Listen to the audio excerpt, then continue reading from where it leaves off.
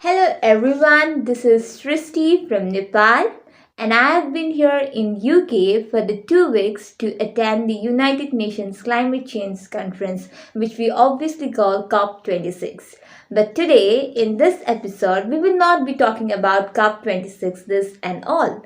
Today we will be talking more about the cultures between UK and Nepal, and here today I have my host Fiona, in which at her home I am living here in UK. So we will be more talking in depth about the difference between the cultures in UK and Nepal.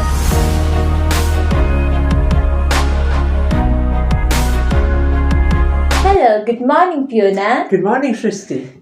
So, I have been living here from the last 5 days in your home, and thank you so much for being such a wonderful host. So, at first, I want to know is like, how is your experience living with me? Because you have been living alone for the quite long time. So, someone is added in your home right now. So, how is your experience sharing the home with me? Well, it's probably the same differences I would have if I was sharing a home with anyone. Yeah. It's not particularly you. It's very different for me to have someone around all the time. Well, not all the time, because of course you go into COP Yeah. during the day. But it's very nice. It's very nice when you come home in the evening, and if we've time, you tell me about your day. So that's very nice to hear.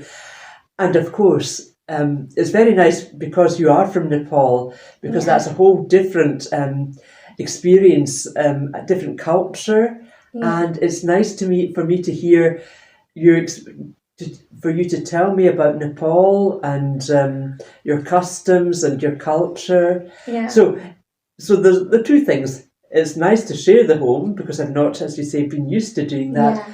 But then the added attraction is that you're from another country, a very different country from the Yes. UK, and that makes it so much more interesting. Yes, so definitely it's so wonderful sharing the whole day activities with you, like the way we do share our each other's activities. So, and I've also been enjoying living here.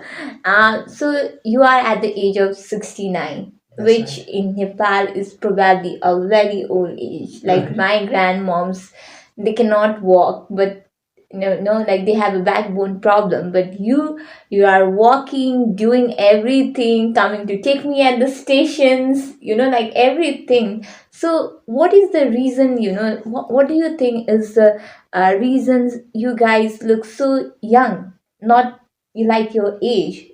You look so young compared to your age at this time also. And like is it because of difference in lifestyles, or what do you think?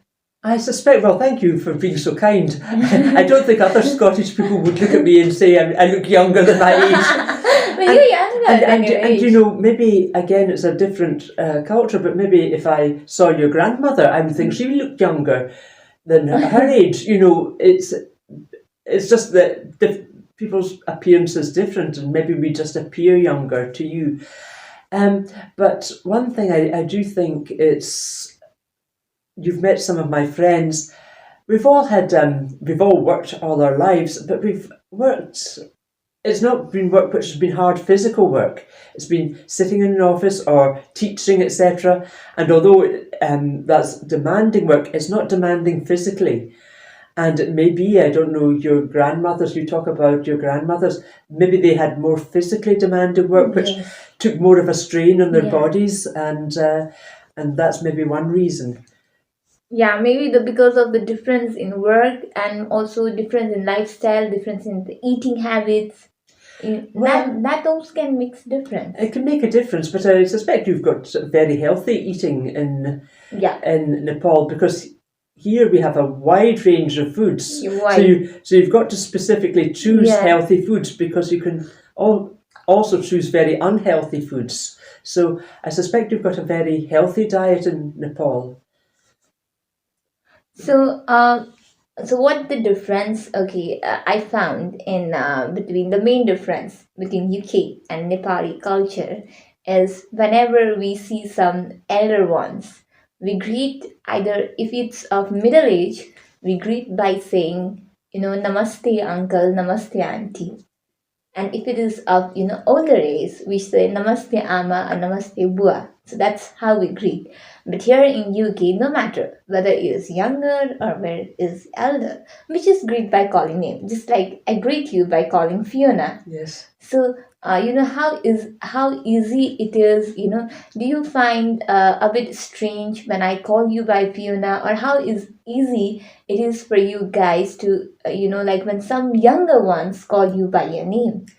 It's very easy. And I tell you why, there's been a big difference over the years. Even now, when I was young, you called older people Mr. or Mrs. So and so, and even now I meet my neighbours, the neighbours of my parents, and they're in their 90s. Oh. And I still call them Mr. and Mrs. Lightbody, because when I first knew them when I was 11, I called them Mr. and Mrs. Lightbody. So I carry on with that. I would not feel comfortable calling them Agnes and George. But my generation and younger, we're all used to calling each other by our first names. So if a little child called me Fiona, that's okay. But that has been a big change over, since I was young. That's a big change. So is it so common, just like I'm stranger for you, so is it like stranger can call you by your first name, or is it the same with your cousins, relatives also? Do they call you by first name? Oh, yes. Mm-hmm. So everybody calls. Everybody, yes. So it's so common. It's so common, even if you go into the hospital or the doctors or the opticians, people will call you by your first name. Maybe they might give you your title, but usually they just, or sometimes they say, is it all right if I call you Fiona? Yeah. But no, it's very common now. So this is very common, which is not, so this is the one main difference that I found between Nepal and UK, that it's not so common in Nepal that you have to greet by, respecting or giving some, no, of course, it's also respect, but the way of giving is quite different. That's right. That's what I found is the difference. Very strange for you, yes. Yes. And, the next difference, what I found staying here is the difference in eating. So for us, eating rice, dal, curry as a daily meal is quite common. We have that. But in your lifestyle, as you said, that you have a wide variety range of food. So you do not have a similar eating a daily. Even, like when I went to the cup also and I met some of the people, they said me, like, how can you have the same food every day? So that was quite, for us it was like, rice dal is common to us, we eat as a daily meal. The lunch can be like tiffin or lunch can be different, but the commonly we eat rice dal and curry. So like how, so can you imagine like eating the same food every day, because you guys do not eat the same food every day. So how difference you find in eating style between us? I think that's very different. But again, I suspect, I don't know, but I suspect in the days of my grandparents or great grandparents, they would be eating the same food every day because they didn't have access to a wide variety of foods. So I would find it strange just eating the same thing.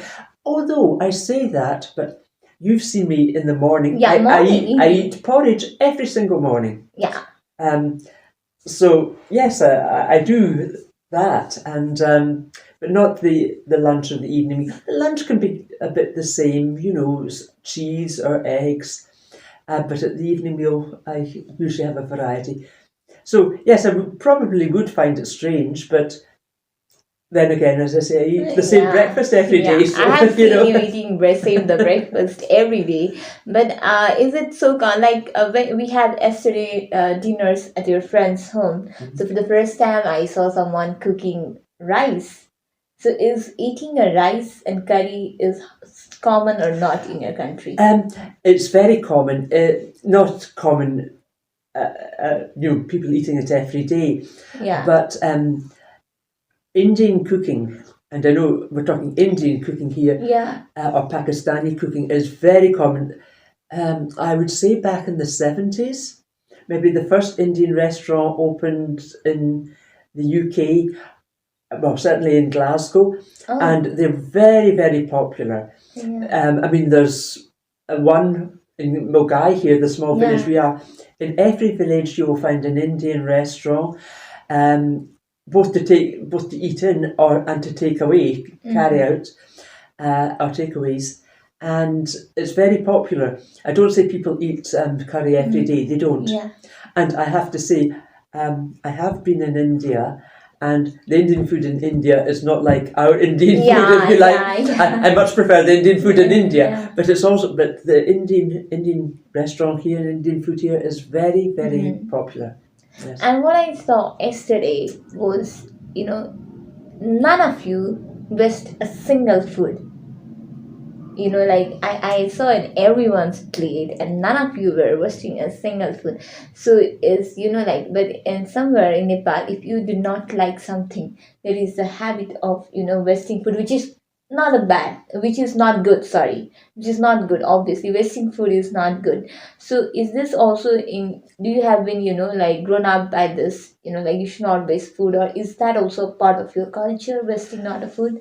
Yeah, that's an interesting question.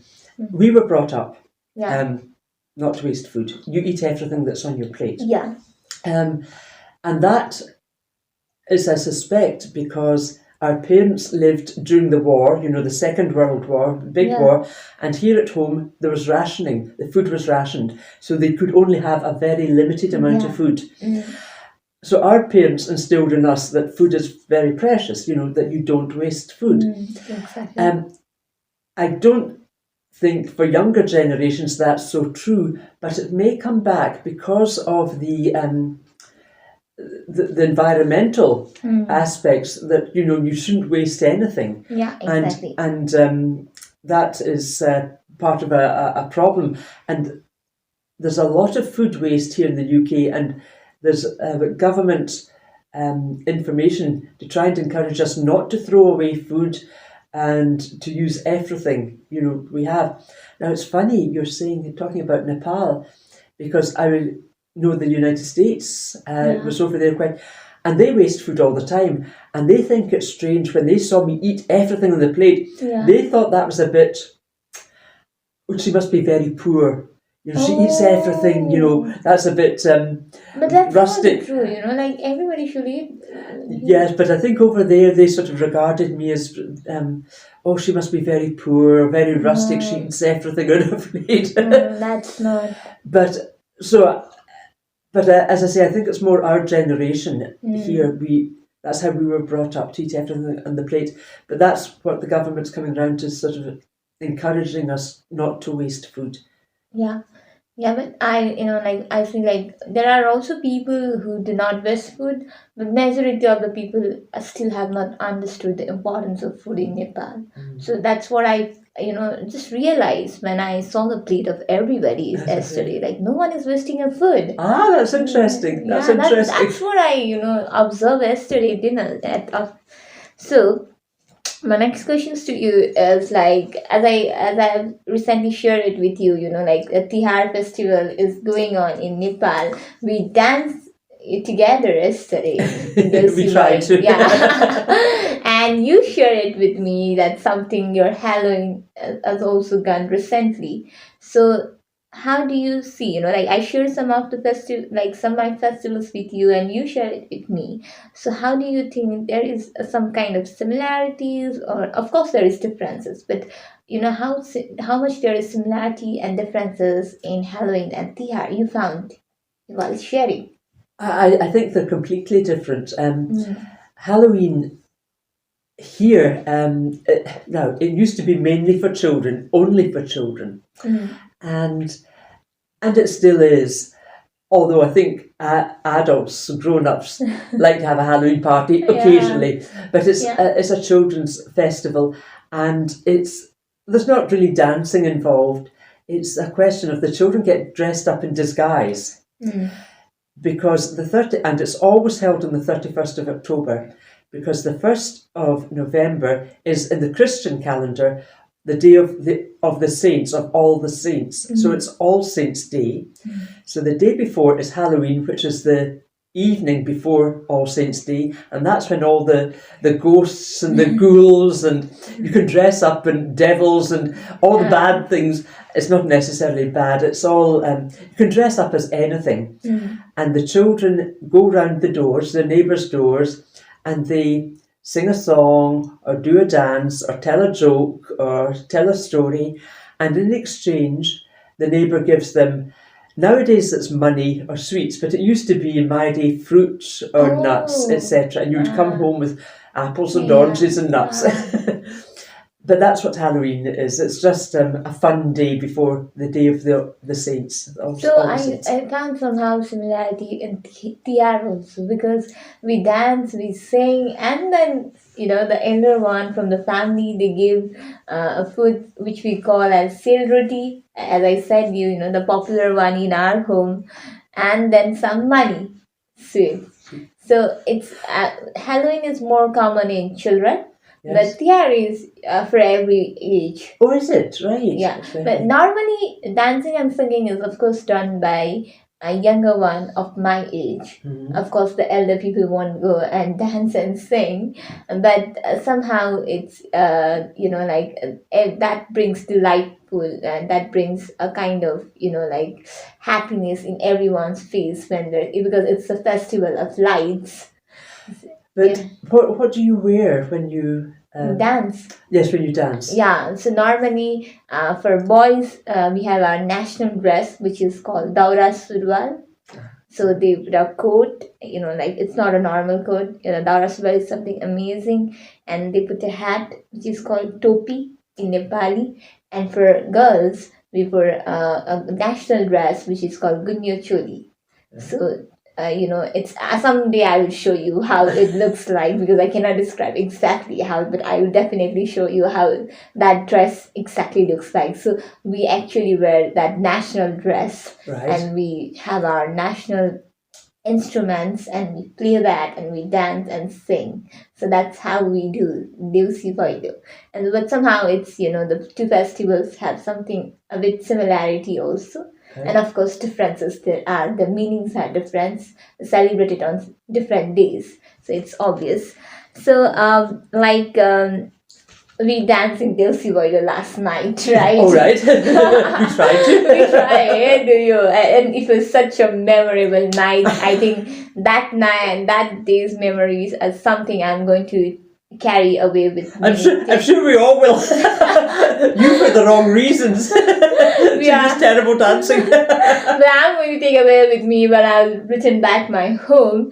So that's a part of the Nepali culture dance. So how that dance is different from Scottish dance. So you guys must have, Scottish dance as well. Oh, we have a lot of Scottish dances, different kinds of dances. It differs. It's the same in a way that we danced as a group, and a lot of Scottish dancing, all Scottish dancing, well, nearly all, is danced in a group with partners, etc. But danced in a group.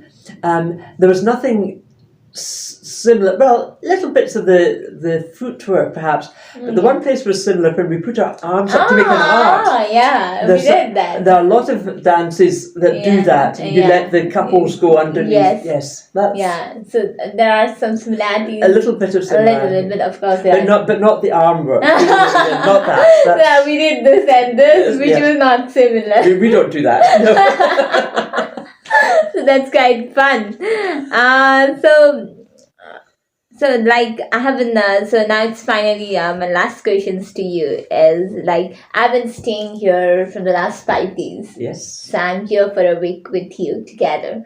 So it's almost going to be over. It's not. It just goes so quickly. It's quickly, I just felt like yesterday you came to take me at this airport, and I know it's just gone past. Yeah, and we had such a beautiful memories together.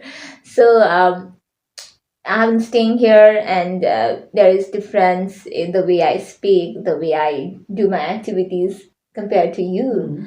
So in what way you have found myself different? Because I'm Nepali, and obviously a foreigner for you. Yes. So in what way, like I'm different from you, in from your cultures, like how you have analyzed me as a person. Um, Believe it or not, there's not much difference because your courtesy and your manners are the same as people who are courteous here. Now, not everyone is courteous here, Yeah. but it's the same manners.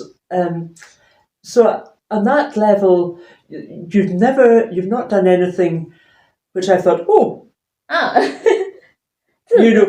which would be normal for Yeah. you, but maybe considered a bit rude by me. Yeah. No, because everyone, for example, has you do things unwittingly. If you're in another culture and you're unwittingly rude, you don't mean to be, but maybe you do something which is unacceptable. Exactly. But you've not done anything. Oh my goodness. You've not done anything. You've always been polite, and you've always, if you've needed to ask a question, you've asked a question. You've not sort of sat back that, oh, I'm scared to ask.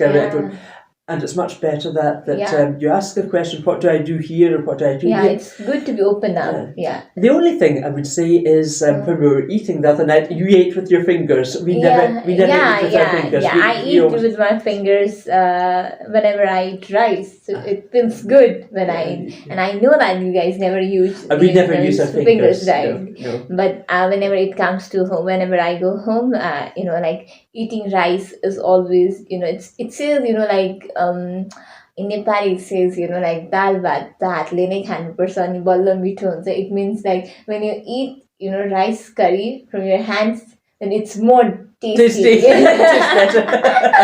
that's what we call.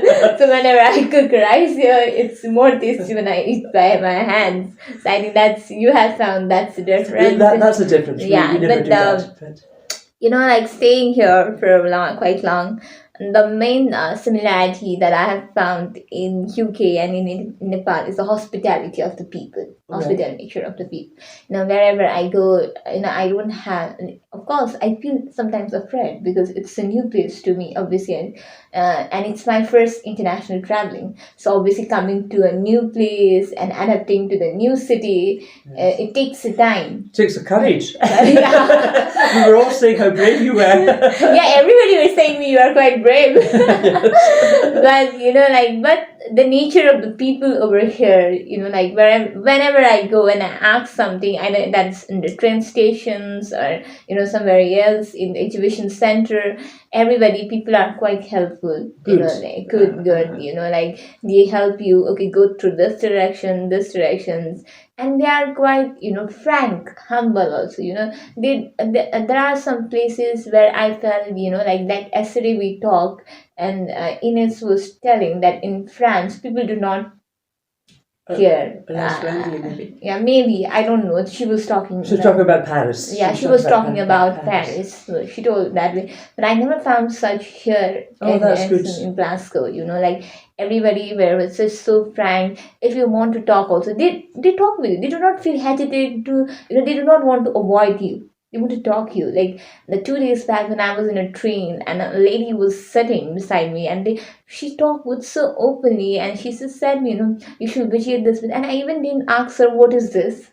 I was just sitting in my way and she said, okay, look, this is a big hospital for the local areas. So she was just telling me, so I really found the people here so humble and so frank. And I think that's quite similar in Nepal, so that whenever tourists come visits, there is a hospitality nature of Nepali people. So I think that's the main similarities I really found. So thank you, Fiona. Well, it's been a great pleasure. And I'm sorry it's only a couple of days we have, 2 or 3 days we have still, but let's enjoy them. Let's enjoy the present. You never know, we can meet in the future as well. That would be wonderful. And of course, we are connected through WhatsApp. Absolutely. Whenever I will be, like there, I'll just message you, hi, hello, what's going on? And you never know, I can have my next, I can visit the next time also in UK. So you never know. You never know. Yes. Yes. You'll be very welcome. Yeah. Yes. and I will always be there. Like whenever there has to be Scotland, Glasgow, then yes, Fiona's home is there to stay. Absolutely. Yes. Then yes. You would be very welcome. Yeah. So thank you everyone. Thank you, thank you for watching this video, and hope you will like it, and you will coming up with more such interesting video with you in the coming days. Thank you, and let's do in 1 hour culture in Nepali, which I already want to teach you, because whenever it's greeting someone or whenever it's bye, then we do namaste. Namaste. Namaste.